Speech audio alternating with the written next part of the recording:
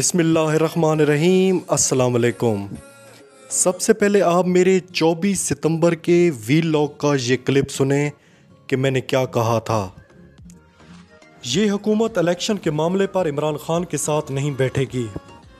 انہوں نے اس وقت کبوتر کی طرح آنکھیں بند کی ہوئی ہیں، مگر الیکشن جنہوں نے اناؤنس کرنے ہیں وہ اس کی تیاری کر چکے ہیں۔ ابھی کچھ دن آپ صبر کریں، یہ پھر اداروں کے خلاف زہر اگلیں گے۔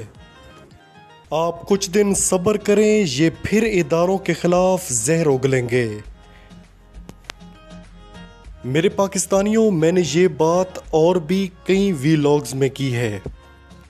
یہ بات میں نے ہوا میں نہیں کی۔ جن لوگوں کو اس شریف خاندان کی تاریخ کا پتہ ہے وہ سب جانتے ہیں یہ کون لوگ ہیں۔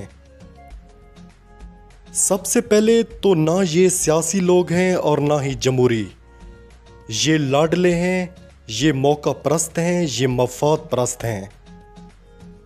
جو بندہ بغیر کوئی جدوجہد کیے سیاست میں انٹر ہو اور اسے اقتدار کی کرسی بھی مل جائے، پھر وہ 3 بار وزارت عظمیٰ کے مزے بھی لوٹے، تو اس سے بڑا لاڈلا اور کون ہو سکتا ہے؟ عمران خان نے 1996 میں سیاست شروع کی۔ 22 سال اس نے محنت کی۔ اس وقت تحریک انصاف کی پارٹی کو تانگا پارٹی کہا جاتا تھا۔ جنرل مشرف کے ریفرنڈم میں عمران خان نے پرویز مشرف کا ساتھ دیا۔ عمران خان کو لگا کہ یہ بندہ پاکستان کو تباہی سے بچا سکتا ہے، پاکستان کے لیے فائدہ مند ثابت ہو سکتا ہے۔ جنرل مشرف نے عمران خان کو آفر بھی کی کہ ہم آپ کو آگے لانا چاہتے ہیں، آپ کو 2002 کے انتخابات میں بھرپور سپورٹ ملے گی۔ عمران خان کو اسی وقت اندازہ ہو گیا تھا کہ یہ تو گیم ہی کچھ اور ہے۔ انہوں نے کہا، میں کبھی بھی شارٹ کٹ کے ذریعے اقتدار میں نہیں آنا چاہتا۔ 2000 میں 9/11 کا واقعہ پیش آیا تھا، جس کے بعد پاکستان پر شدید دباؤ تھا۔ اس کے بعد جو فیصلے جنرل مشرف نے کیے، عمران خان اور جنرل مشرف میں اختلافات شروع ہو گئے۔ میرے پاکستانیوں، یہ سب کچھ بتانے کا مقصد یہی ہے کہ عمران خان بھی ان جیسا ہوتا تو کرسی کے مزے لوٹنے کے لیے اقتدار میں بیٹھ جاتا، مگر عمران خان نے اس چیز پر کمپرومائز نہیں کیا۔ اب یہ لوگ کون ہیں؟ جو پاکستانی شعور رکھتا ہے، پیٹ کی بجائے عقل سے سوچتا ہے، ان کو تو پتہ ہے یہ لوگ کون ہیں، ان کی سیاسی تاریخ کیا ہے۔ یہ لاڈلا جب بھی خطرہ محسوس کرتا ہے تو اداروں کے خلاف بولنا شروع کر دیتا ہے۔ میرے پاکستانیوں، مریم نواز لندن پہنچ گئی ہے نا، اور یہ پریس کانفرنس اس کی خواہش پر کی گئی۔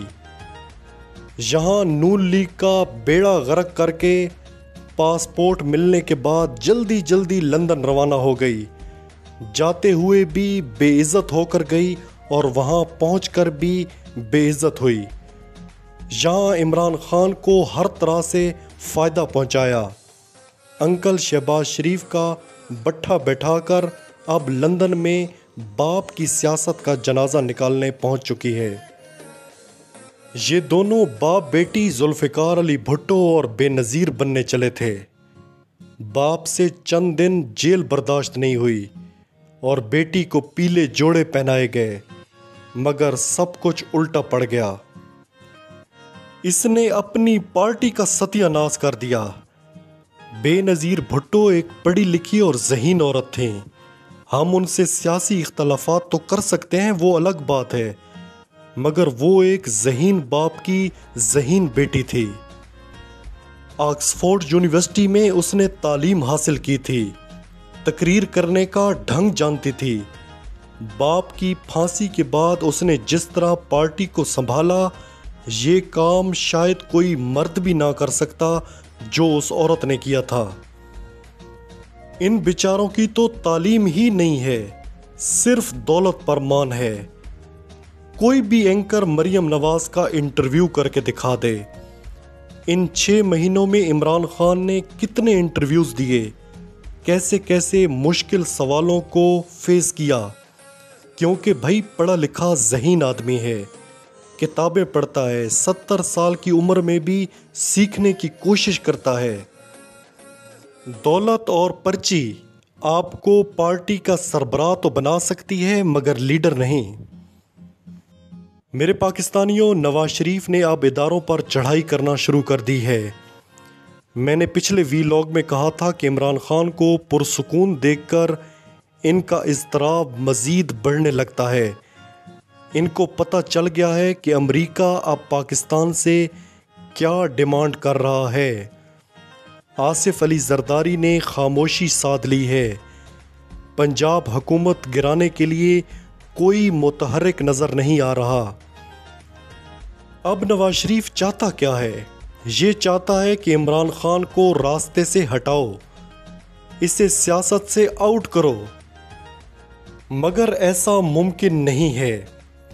इक़्तिदार के हरीस चाहेंगे कि मुल्क में अफरा तफरी पैदा हो। इमरान खान को रास्ते से हटाना आसान काम नहीं है। अगर ये हुआ भी तो इसके लिए पहले माहौल बनाया जाएगा।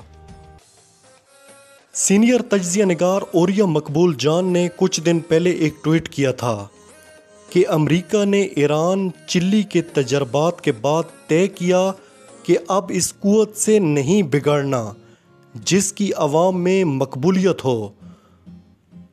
रॉबिन राफेल की आमद और ये मुलाकात इसका नतीजा थी कि एस्टेब्लिशमेंट को ये समझाया जा रहा है कि मंसूबा फेल हो चुका, अब इसी अवामी मकबूलियत के साथ ही चलना पड़ेगा, वरना हम दोनों की खैर नहीं।